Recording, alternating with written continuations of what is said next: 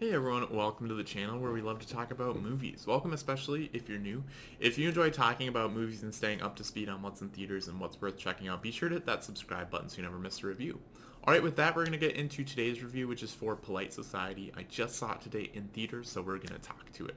So I will go into spoilers, but up front, just non-spoilery, I will say that I think this is a great film. I absolutely loved it. It's so much fun, and I highly recommend it. It's a letter grade of an A for me, which means, yeah, I think you should definitely go out and see it, and that it's a great film. But what I like specifically about it, we'll dive into, and yeah, we'll be going into spoilers for this one, so warning moving forward. So starting off though, just a synopsis, Ria Khan believes she must save her older sister Lena from her impending marriage. After enlisting her friend's help, she attempts to pull off the most ambitious of all wedding heists in the name of independence and sisterhood. So, yeah, this film is, I would say, it's definitely a chick flick, but it's a really, really good chick flick, and it's so much fun. This was just a lot of fun to see.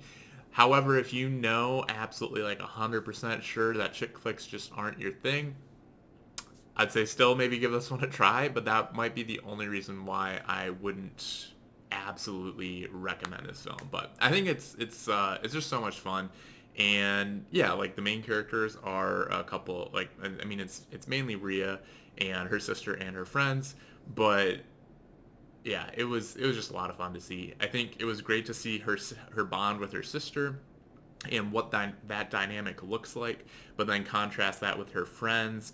And yeah, it was, I think it felt like it captured very well what those dynamics were. Having not really experienced that personally necessarily myself, it does come across as very genuine. But yeah, and then I also really liked kind of I believe it's a Pakistani that the family is, and like capturing all of that was just really fun. I think it felt very similar to Ms. Marvel, the Disney Plus show that came out a little while ago, and like similar dynamics, and that as well as a Pakistani family. So it's great to see movies being made about cultures that aren't just white people. So it's yeah, I think it brings a lot of freshness to the movie. That's not to say like these movies haven't been made, but they're not as like mainstream as this one was. Like this is I think it's Focus is the group there, the studio that produced this. And yeah, it wasn't, when I saw a trailer for it, I thought it might be more of like a Bollywood film, but it's not. It has maybe a little bit of elements of that, but not really. It's, I think, yeah, a very good balance there. But yeah, I think it was a lot of fun seeing Rhea like scheme and kind of go through different things. I think just her personality and her dynamic with her friends and her sister was just so much fun the entire movie through, and like I could just sit there for hours watching that and not get bored. So I think that's a testament to the writing, but also the actors that brought that to life. I think what was really interesting about the film is that it's done in a way where the whole time you're just not sure whose side to take, because you're like, well, the I get where Ria's coming from, and she has her reservations, and if she's right, if her suspicions are confirmed, then she's right. But if she isn't, like her sister should be able to make her own decisions and should be able to get married to whom she wants, and that sort of a thing. And it like I love how the whole first half they don't give you anything, but you still have that hunch that like something's going on here and something's not right because we're seeing the story from Ria's point of view. So I think you kind of want her to be right, even though you don't have any concrete evidence of it. So I don't know. I think what was really weird or stood out was the fiance. I forget his name. Like him like cuddling with his mom on the couch basically, or his like head in her lap while they were watching TV as Rio was breaking into their house. It's like that's a little off. Okay, maybe he's that much of a mama's boy, but I didn't fully see the twist coming or exactly how like what their plan was. But yeah, I think once they did the initial reveal, I think I pieced it together just a little bit before they actually revealed it to us that he wanted to like grow his mom's baby inside Nina. And I didn't realize it was necessarily going to be a clone though, so that was a slight twist. But I kind of started putting those pieces together, but it wasn't like the main thing. So I think that was also rewarding. Anytime you have kind of that mystery element where you feel like you can kind of see some of the clues, but you also didn't quite fully get it, that's the perfect way to do it. And I think this movie does that. So yeah, that was a I think I like that aspect of the film quite a bit.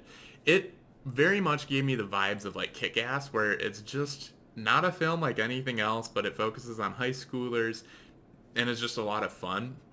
So I think that's a high compliment. I absolutely love Kick-Ass as a film, and while it doesn't feel like it's trying to copy Kick-Ass, it gave me those vibes as like a similar sort of thing with like the energy that it brings and just what it is. I thought the music was great as well, and just yeah, the whole feel of like the chapter cards popping up. That was I don't know. I thought it was a really well crafted film, and the edits, like the way they'd cut to things, was great too. Yeah, the I liked that a lot of threads kind of came back around, and they brought references back. That was really good. Like in the end, that one, the girl who's like a bully, but then ends up helping out, and she's like, yeah, and she's like, what about your dad? And she's like, my dad's a dick. Like reference back to the previous, like earlier line when she got really upset at Rhea and stuff like that. So it's there was a lot of references I think that kept coming back, and yeah, it was cool seeing like Rhea sort of have a diary, but it's writing to this other stunt woman, and I think that really worked for the film to kind of give a voiceover, but not just through a typical like diary or narrator type of vehicle to present that. But yeah, I think it's maybe a little over the top at times, like just maybe a little cheesy, but and like sometimes when it's over the top and cheesy that doesn't work for me, but this time it did. I think it's perfect for the film. And why it works though I think is cuz under it you still have very real and interesting characters and an interesting story. So having kind of that fun over the topness on top of it it works. So yeah, this is a great film in my opinion. I highly recommend it. Go out and see it. It was a lot of fun to see in theaters. It's a letter grade of an A. I haven't had too many of those this year. So it's really nice to get one. And yeah, the if you've had a chance to see it though, I'd love to hear your comments down below. I think one of the most fun sequences, or that I was like laughing the most, was when they're breaking into the gym to get his laptop and just everything that went with that, like them sneaking into the locker room and having like a certain sort of stance. It's just yeah, absolutely funny. So if you have a favorite scene, I'd love to hear it down below. And I think favorite moment, even though you knew it was coming the whole time, is when she finally does that kick in the end. And yeah, let me know your favorite moment, favorite scene. If you enjoyed this review, be sure to smash the like button and subscribe. And with that, thanks for watching, and we'll catch you in the next video.